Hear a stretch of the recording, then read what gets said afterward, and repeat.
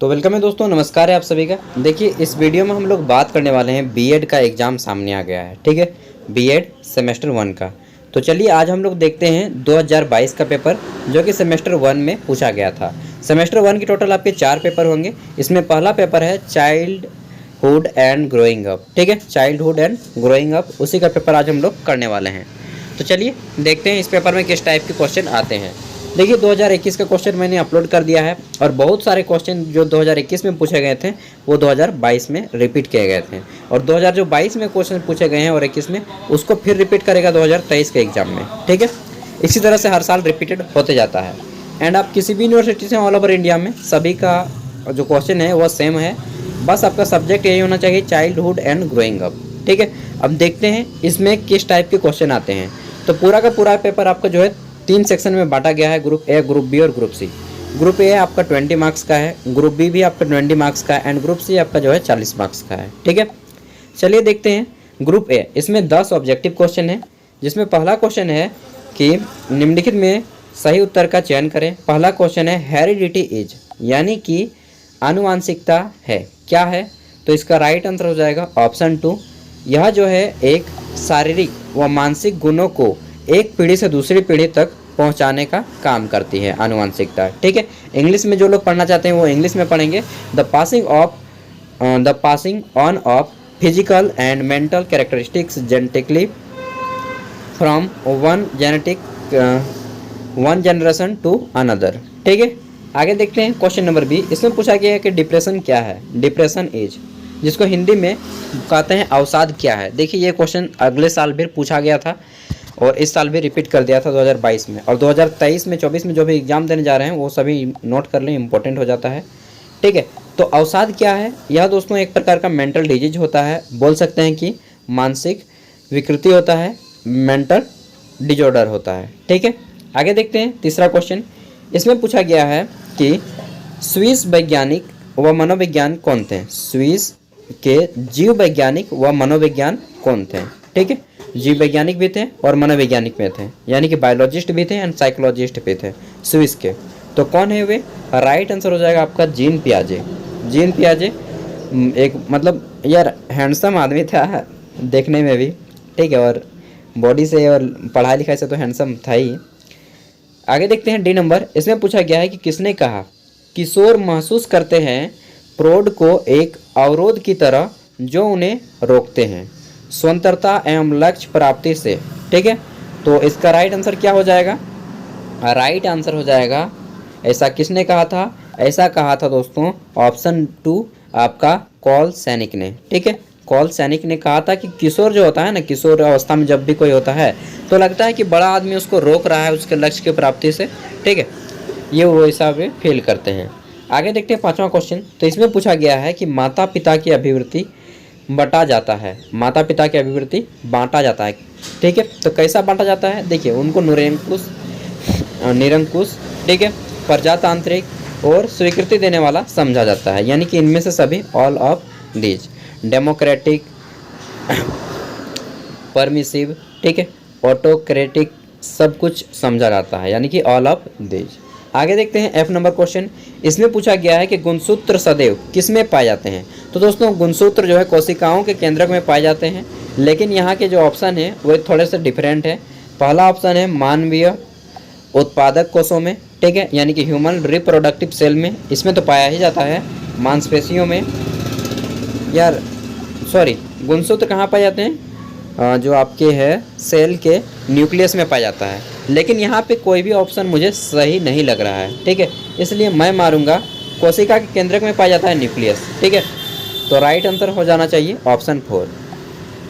आगे देखते हैं जी नंबर क्वेश्चन। कोशिका के केंद्रक में न्यूक्लियस पाया जाता है, यहाँ पे कहीं पर भी ऑप्शन में नहीं है। मुझे क्वेश्चन में थोड़ा सा डाउट लग रहा है, इसलिए मैं बार बार बोल रहा हूँ, एक बार सर्च करके खुद से देख लीजिएगा क्वेश्चन नंबर ए को, ठीक है। आगे देखते हैं, सॉरी एफ नंबर को देख लीजिएगा। जी नंबर में पूछा गया है कि वीर पूजा विकास के किस अवस्था का भाग है। तो वीर पूजा जो है विकास की किस अवस्था का भाग है? इंग्लिश में बोलते हैं कि हीरो वर्शिप, ठीक है। हीरो वर्शिप जो है आपका दोस्तों एडोलसेंस का भाग है, यानी कि किशोर अवस्था का एक भाग है, ऑप्शन 3। नेक्स्ट देखते हैं एच नंबर। इसमें पूछा गया है कि day dreaming is one of the character of dash, यानी कि डैश की एक विशेषता दिवासपन है। किसकी एक विशेषता दिवासपन है? राइट आंसर हो जाएगा किशोर अवस्था की एक अवस्था है दिवास्वपन। ठीक है, आगे देखते हैं आई नंबर क्वेश्चन, क्वेश्चन नंबर 9। इसमें पूछा गया है कि इमोशन शब्द की उत्पत्ति हुई है, किस शब्द से हुई है? तो एक लैटिन शब्द से हुई है, ऑप्शन 1 इसका राइट आंसर हो जाएगा। ठीक है, emotion word is originated from dash language, from which language? तो राइट आंसर हो जाएगा लैटिन। देखिए जे नंबर क्वेश्चन, इसमें पूछा गया है कि गामक कौशल निर्भर करता है, किस पर निर्भर करता है? Development of motor skill depends upon. ठीक है, तो गामक कौशल किन पर निर्भर करता है? गति पर यानी कि स्पीड पर, स्ट्रेंथ पर यानी कि शक्ति जिसको पावर भी बोलते हैं। ठीक है, और आपका है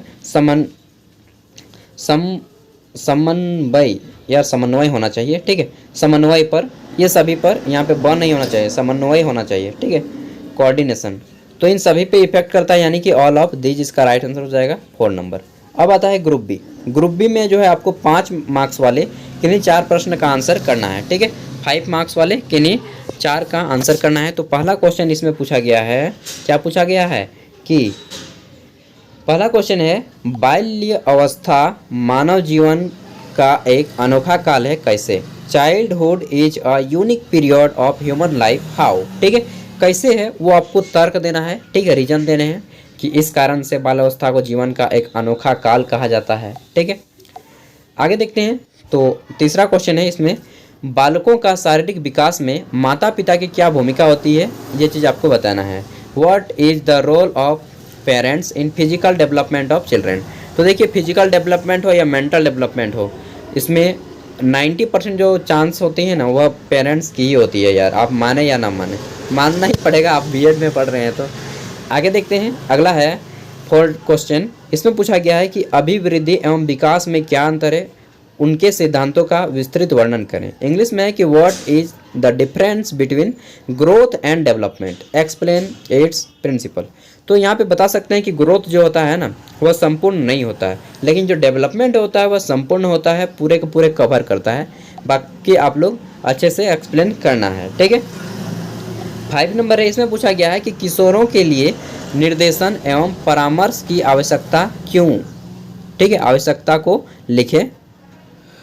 किशोर के लिए निर्देश और परामर्श की क्यों आवश्यकता है, क्या आवश्यकता होती है, उन आवश्यकताओं को लिखना है। ठीक है, right the need of guidance and counselling for adolescence. तो हम लोग नहीं बोलते हैं कि यार मुझे गाइडेंस नहीं मिला बचपन से, नहीं तो आज मैं बहुत अच्छे काम पे होता है, बोलते हैं ना, तो वो गाइडेंस की क्यों आवश्यकता होती है वो चीज़ आपको बताना है।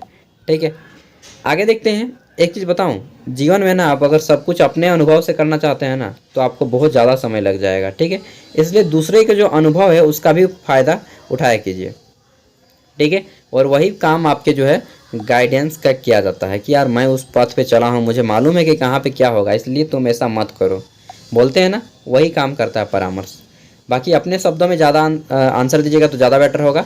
6 नंबर है, संवेगात्मक विकास को प्रभावित करने वाले कारकों को लिखें। इंग्लिश में है right the factor influencing emotion development. ठीक है, इमोशनल डेवलपमेंट। आगे देखते हैं 7 नंबर क्वेश्चन। इसमें पूछा गया है कि आनुवांशिकता विकास में कैसे एक महत्वपूर्ण भूमिका निभाती है। ठीक है, how does heredity play an important role of development. Next है 8 नंबर क्वेश्चन। इसमें पूछा गया है कि बुद्धि जो है किशोर के जीवन में कैसे महत्वपूर्ण भूमिका निभाती है। How intelligence play an important role in the life of an adolescence. तो सच पूछिए तो जो बुद्धि है ना, वह केवल किशोर अवस्था में नहीं, संपूर्ण जीवन में भूमिका निभाती है। इसलिए तो बोला जाता है कि brain power is the main power. ठीक है, आगे देखते हैं 6 नंबर।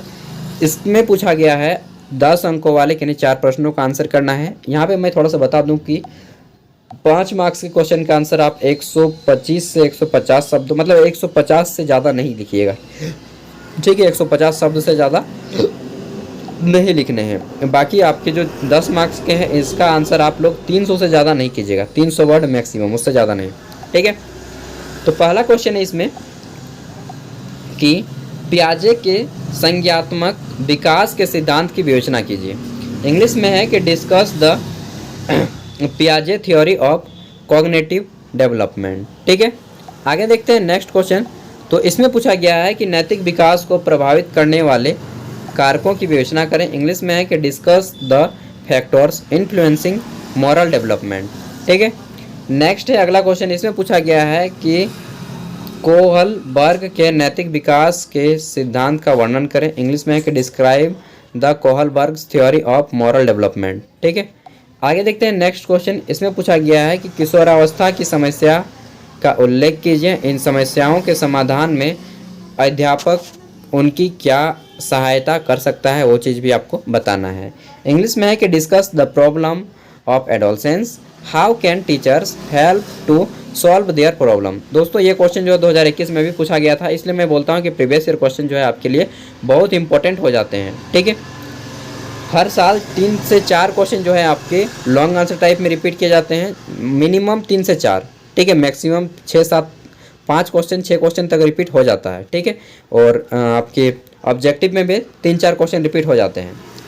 अगला है कि संवेग से आप क्या समझते हैं। अध्यापकों के लिए संवेगात्मक विकास में निहितार्थ का वर्णन करें। इंग्लिश में है कि what do you mean by emotion. फिर है कि explain the implication of emotion development for the teacher. ठीक है, आगे देखते हैं।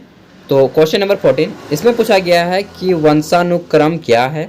बालक के विकास में वंशानुक्रम और वातावरण का सापेक्षिक महत्व का विस्तृत वर्णन करें। इंग्लिश में है कि व्हाट इज हेरेडिटी। फिर पूछा गया है आपसे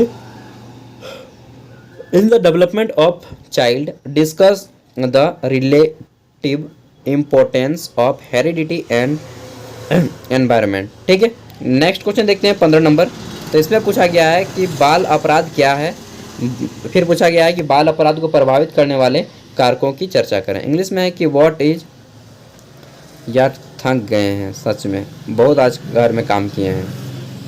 ठीक है, तो पढ़ लीजिए। टोटल यहाँ पे आपके क्वेश्चन कंप्लीट हो जाते हैं इस तरह से। और मैं 22 का भी दे दिया, जितने भी होते हैं ना एग्जाम, सबका मैं प्रीवियस ईयर क्वेश्चन पेपर डाल देता हूँ ताकि आपके एग्जाम में हेल्पफुल हो सके। एंड इसका PDF का भी लिंक मैं वीडियो के डिस्क्रिप्शन में दे रहा हूँ, वहाँ से आप लोग डाउनलोड कर लीजिएगा। आपका एग्ज़ाम सामने है, मैं एक चीज़ बोलूँगा, अगर आप मारेंगे तो आपके एग्ज़ाम के लिए बहुत ज़्यादा बेनिफिट होगा। आपको जो है एग्ज़ाम से पहले घर में 3 घंटा बैठ के सेम इसी टाइप से एग्ज़ाम सोच लीजिए कि एग्ज़ाम दे रहे हैं, पेपर को PDF को डाउनलोड कीजिए। ठीक है, और मोबाइल से निकाल के चाहे प्रिंट आउट करवा के आप एग्ज़ाम देने बैठ जाइए घर में ही। सच में अगर आप इस तरह से करते हैं तो आपका डेफिनेटली एग्ज़ाम बहुत अच्छा जाएगा। ठीक है, एंड इसी तरह से मैं आपके तीनों पेपर को जल्दी अपलोड कर दूंगा। ठीक है, तो मिलते हैं अगले वीडियो में, तब तक के लिए बाय।